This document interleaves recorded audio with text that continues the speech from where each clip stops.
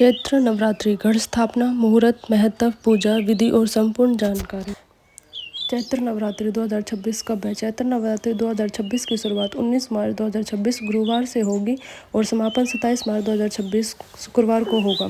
यह वर्ष की पहली नवरात्रि होती है। इसे वसंत नवरात्रि भी कहा जाता है। इसी नवरात्रि के अंतिम दिन रामनवमी का पावन त्योहार मनाया जाता है। घट स्थापना, कलश स्थापना का शुभ मुहूर्त कब है? नवरात्रि के प्रथम दिन घट स्थापना या कलश स्थापना की जाती है, जो नवरात्रि पूजा के सबसे महत्वपूर्ण भाग है। लेकिन 7:43 तक है। मिनट का शुभ समय प्राप्त होगा। दोपहर में अभिजित मुहूर्त 12:05 से। इस वर्ष माँ दुर्गा का आगमन पालकी पर माना जा रहा है। शास्त्रों के अनुसार माँ की सवारी की विशेष महत्व होता है। पालकी की सवारी को कुछ प्राकृतिक या सामाजिक। पहला दिन माँ शैलपुत्री। नवरात्रि के पहले दिन माँ शैलपुत्री की पूजा की जाती है। यह पर्वतराज हिमालय की पुत्री है और शक्ति व स्थिरता का प्रतीक मानी जाती है। इनकी पूजा से जीवन में दृढ़ता और शांति आती है। भोग गाय का घी। दूसरा दिन माँ ब्रह्मचारिणी। दूसरे दिन माँ ब्रह्मचारिणी की आराधना की जाती है। ये तप, त्याग और संयम का स्वरूप है। इनकी कृपा से आत्मबल और धैर्य की प्राप्ति होती है। भोग में शक्कर और पंचामृत से भोग लगाए। जय माता दी।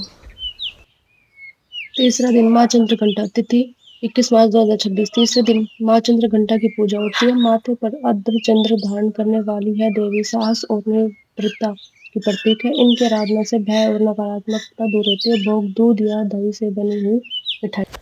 चौथा दिन माँ कुष्मांडा। चौथे दिन माँ कुष्मांडा की पूजा की जाती है। मान्यता है कि इन्होंने अपनी मुस्कान से सृष्टि की रचना की।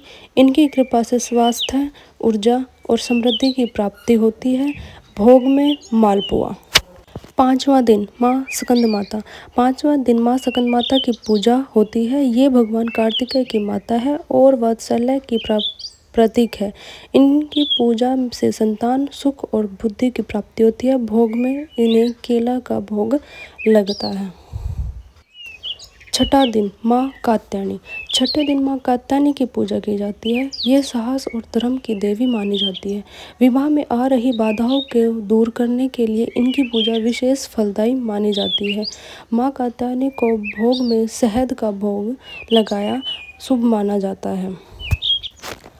सातवां दिन माँ कालरात्रि। सातवें दिन माँ कालरात्रि की पूजा होती है। ये भय, अज्ञान और नकारात्मक शक्तियों का नाश करती है। इनकी कृपा से शत्रु, बाधा और डर समाप्त होता है। भोग में माता कालरात्रि को गुड़ का भोग लगाया जाता है। आठवां दिन महागौरी। आठवें दिन महागौरी की पूजा की जाती है। इनका स्वरूप अत्यंत शांत, पवित्र और उज्जवल है। इनकी पूजा से जीवन में शांति, सुख, समृद्धि आती है। माँ कात्यायनी को नारियल का भोग चढ़ाया जाता है और यह नारियल के भोग से खुश हो जाती है। नौवां दिन माँ सिद्धिरात्रि। नवमी के दिन माँ सिद्धिरात्रि की पूजा होती है। ये सभी सिद्धियाँ प्रदान करने वाली देवी है। इस दिन रामनवमी का पर्व भी मनाया जाता है।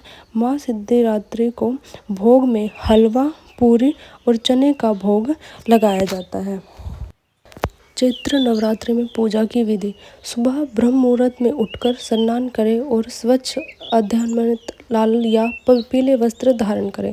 पूजा स्थान को साफ कर लाल कपड़ा बिछाएं।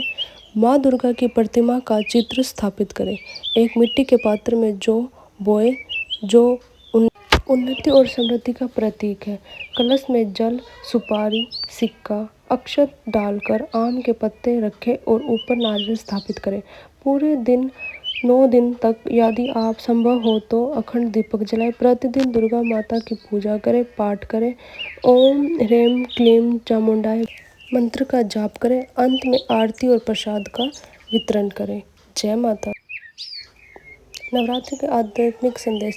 चैत्र नवरात्रि हमें यह सिखाते हैं कि जीवन में संयम, साधना और सकारात्मक सोच से हर कठिनाई पर विजय पाई जा सकती है।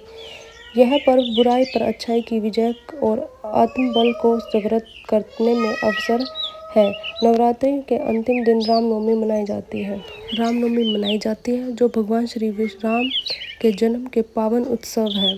माँ दुर्गा की कृपा से सभी के जीवन में शांति, सुख, शांति और समृद्धि बनी रहे। अगर वीडियो पसंद आए तो चैनल को लाइक एंड सब्सक्राइब करें और जय माता दी जरूर लिख के जाए। सर्वमंगल मांगल्ये शिवे सर्वार्थ साधिके